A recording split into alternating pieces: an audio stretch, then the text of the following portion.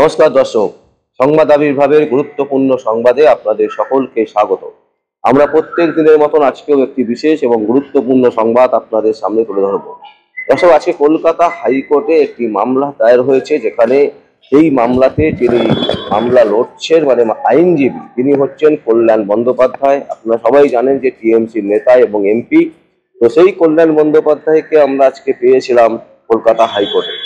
ঘটনাটা কি? ঘটনাটা হচ্ছে যে বহু জুনিয়র ডাক্তারদেরকে সাসপেন্স করা হয়েছে, সেই সাসপেন্স যেন ওঠানো হয় সেই নিয়েই কিন্তু কলকাতা হাইকোর্টে এই মামলা।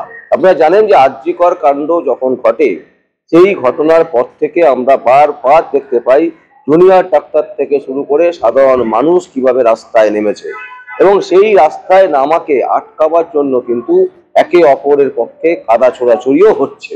এক্ষেত্রে আমরা যেটা দেখলাম সেটা হচ্ছে যারা সাসপেন্ড হয়ে বসে আছেন তারা কিন্তু বিভিন্ন কারণে কলেজের যারা অধ্যক্ষ তারা সাসপেন্ড করেছেন, এবং সেই সাসপেন্ডকে তোলার জন্য কলকাতা হাইকোর্টে মামলা হয়, এবং সেই মামলায় আইনজীবী হিসাবে কল্যাণ বন্দ্যোপাধ্যায় দাঁড়িয়েছিলেন। এবং আজকে কল্যাণ বন্দ্যোপাধ্যায় যেটা বলছেন যে এই সমস্ত কাজ এগুলো হচ্ছে থ্রেট কালচার থেকে, এবং এই থ্রেট কালচার শুরু হয়েছে সিপিএম এর আমল থেকে।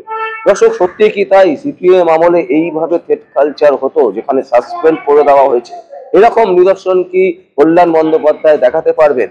আমাদের মনে হয় না। কিন্তু কল্যাণ বন্দ্যোপাধ্যায় যেটা দেখাতে পারলেন না সেটা হচ্ছে আরজিকর কাণ্ডে আমরা প্রথম থেকেই জানি যে সঞ্জয় রায়কে পুলিশ গ্রেপ্তার করেছিল।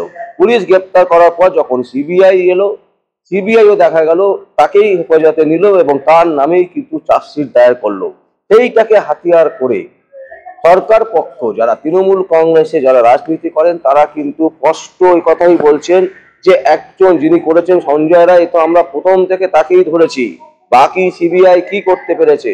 সন্দীপ রায় আর টালা থানার ওসি, এর বাইরে কিন্তু কোথাও যেতে পারেনি সিবিআই এর যে আধিকারিকরা। সিবিআই যারা দক্ষ অফিসার, তারা ভারতবর্ষের 4 জন দক্ষ অফিসার, তারা কিন্তু এই ইনভেস্টিগেশন করছে। কিন্তু তারপরেও আমরা দেখলাম যে সুপ্রিম কোর্টে এবং কলকাতা হাইকোর্টে যেখানেই দেখুক একটা মাত্র নামই কিন্তু জমা পড়েছে, এবং সাপ্লিমেন্টারি চার্জশিটে দেওয়া হবে তাদের ক্ষেত্রে। তারা বলছেন যে সিবিআই আধিকারিকরা তারা চার্জশিট দেবেন সাপ্লিমেন্টারি চার্জশিট, এবং সেখানে নাকি অনেকের নাম আসবে।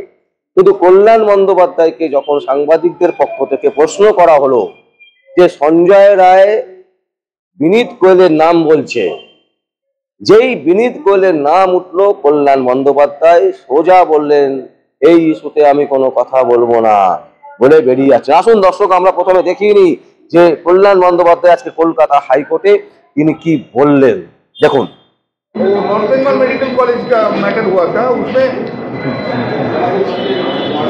जयशंकर तो अभी इंट्री ऑर्डर पास किया है, और मेडिकल सबको बोला है जो वो लोग स्टूडेंट लोग एग्जामिनेशन में अपियर करने सकेंगे, वो लोग कॉलेज की क्लास को भी अटेंड करेंगे, बोल दिया है।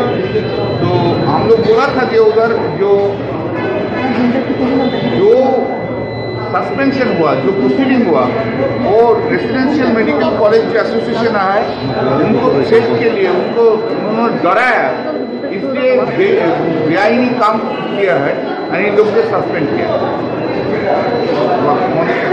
একটু বাংলায় একটু বলে সকাল তো বলে দিচ্ছি কি পর্যায়ে আছে, কি লং নিউজ লাইভ দীপক দেখা।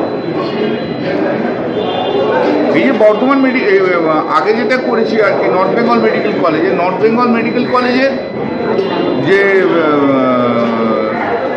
ছাত্রদের যাদেরকে সাসপেন্ড করেছিল, সাসপেন্ড করার যে আমরা বক্তব্য ছিল, তো এটা রেসিডেন্সিয়াল মেডিকেল কলেজ যারা আছে, মেডিকেল অ্যাসোসিয়েশন যে আছে, সেই অ্যাসোসিয়েশনরা তারা থ্রেট করে প্রেশার ক্রিয়েট করে বেআইনিভাবে এদের সাসপেন্ড করেছে, এবং আজকে নর্থ বেঙ্গল মেডিকেল কলেজের কাউন্সিলও সেটা অ্যাডমিট করেছে। মানে থ্রেট কালচারটা রেসিডেন্সিয়াল ডক্টরস অ্যাসোসিয়েশনের থ্রেট কালচারটা নিয়ে আসে। এটা তো সিপিএম এবং আল্ট্রা লেফটের একটা মানে পদ্ধতি, কারণ এই থ্রেট কালচারটা হচ্ছে সিপিএমের আতুরঘরে জন্ম হচ্ছে থ্রেট কালচার, এই থ্রেট কালচার। আর এখন যে মামলাটা করলাম তাতে আরজি করে যেটা হচ্ছে, এখন আরজি করে এক্স স্টুডেন্টরা তারা একটা অ্যাপ্লিকেশন করেছে, আমিও কোর্টকে বলেছি অ্যাপ্লিকেশন তো করে ভালো, আমাদের লিস্ট দাও, কোন কোন ডাক্তাররা আছে তাদের লিস্ট দাও, দেখতে হবে। এবং তার মধ্যে দু একজনের বিরুদ্ধে আমি সিবিআই ইনভেস্টিগেশনও চাই। কেউ কেউ আইএমের প্রেসিডেন্ট ছিল আগে, তারা আরজিকর নিয়ে এর আগে যথেষ্ট যা ইচ্ছে তাই করেছে, যেভাবে ইচ্ছে আরজিকর চালিয়েছে, তাদের বিরুদ্ধেও সিবিআই ইনভেস্টিগেশন কেন হবে না, সেটা নিয়েও আমি প্রশ্ন তুলেছি। আজকে সবাইকে ধরতে হবে, সবাইকে ধরতে হবে। ওই মিছিলে হাঁটলেই সৎ হয়ে যাওয়া যায় না, কতগুলো অসৎ লোক আছে ওই মিছিলে হেঁটে, তাদেরকে প্রমাণ করবো। সিবিআই ইনভেস্টিগেশন চাইবো, তাদের বিরুদ্ধে যত আর্টিকল ডাক্তারদের যাতে আমি লিস্ট পাই, আমি তাদের মধ্যে দু একজন অফিস বেয়ারের আছে, তাদের বিরুদ্ধে সিবিআই ইনভেস্টিগেশন চাইবো। আর্টিকল থেকে মেস তৈরি করেছে তারাই। সম্প্রতি সঞ্জয় রায়ের প্রতি দরদ উঠলে হচ্ছে অনেক সিরিয়াস চাকরিকে মানছে। দেখো, এটা তো কিছু করার নেই। সঞ্জয় রায়ের প্রতি সিপিএম এর খেলাটা খেলতে গেল কেন ভাই? তা বলো তোমরা, সিপিএম বলুক, বিজেপি বলুক, ডাক্তার সাহেব বলুক যে সঞ্জয় দোষ করেনি, যে উইটনেস হিসেবে দিক, না সঞ্জয় সেদিন ছিল না, যে তারা কেন উইটনেস হিসেবে যাচ্ছে না? এটা আইনের জায়গা, এখানে তো কারো মতামতের ব্যাপার না। যতটুকু এভিডেন্স আছে সেই এভিডেন্সের ভিত্তিতে হবে। আমরা তো চাই ভাই, পয়েন্ট বাজে উল্টো পাল্টা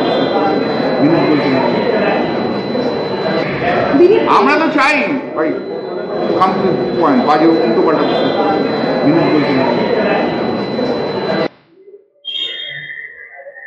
দর্শক দেখলেন আপনারা, কল্যাণ বন্দ্যোপাধ্যায় উত্তর দিতে পারছেন না। কেন কেন উত্তর এড়িয়ে যাচ্ছেন? কেন সঞ্জয় রায়কে জিজ্ঞাসাবাদ করা হবে না?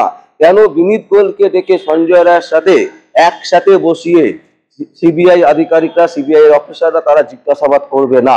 এবং বিনীত গোয়েলকে যদি ধরা হয়, তাহলে আমাদের যেটা ধারণা, এবং কলকাতা হাইকোর্টের বহু বিশিষ্ট আইনজীবীরাও মনে করছেন যে মাথাকে কিন্তু ধরা যাবে। মাথা বলতে কি, এখানে যে খুন আর যে রেপ, মানে রেপ করে যে খুন করা হয়েছে নৃশংসভাবে, তার একটা মোটিভ আছে। সেই মোটিভটা কি? মোটিভটা হচ্ছে আরজি করে কিন্তু একটা বিরাট দুর্নীতি চক্র কাজ করেছে, ব্যাপক হারে দুর্নীতি হতো। তো খুন বা শুধুমাত্র রেপ করে মেয়েটিকে মেরে দেওয়া, এটাই কিন্তু মূল মোটিভ নয়।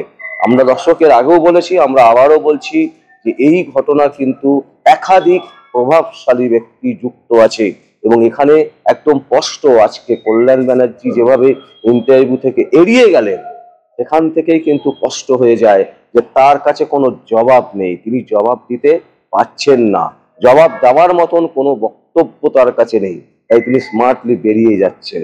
দর্শক, আমরা এই সংবাদ আপনাদের সামনে তুলে ধরলাম শুধু একটাই কারণে, তার কারণ হচ্ছে এই মুহূর্তে সঞ্জয় রায়কে যখনই কোর্টে নিয়ে আসা হচ্ছে, তখন দেখা যাচ্ছে যে প্রিজন ভ্যান চাপড়ানো হচ্ছে, সেখানে আওয়াজ করা হচ্ছে, সাইলেন্ট বাজানো হচ্ছে।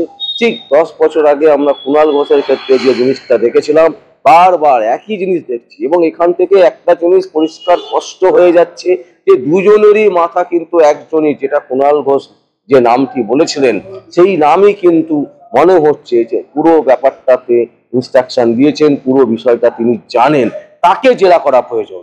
সুতরাং কার নাম বলেছিলেন কুণাল ঘোষ, সেটা আমরা সবাই জানি।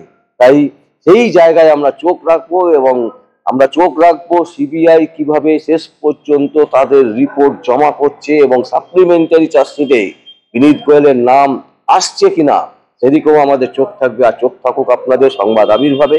আমার নাম বিশ্বজিৎ পাল, সংবাদ আবির্ভাবের জন্য।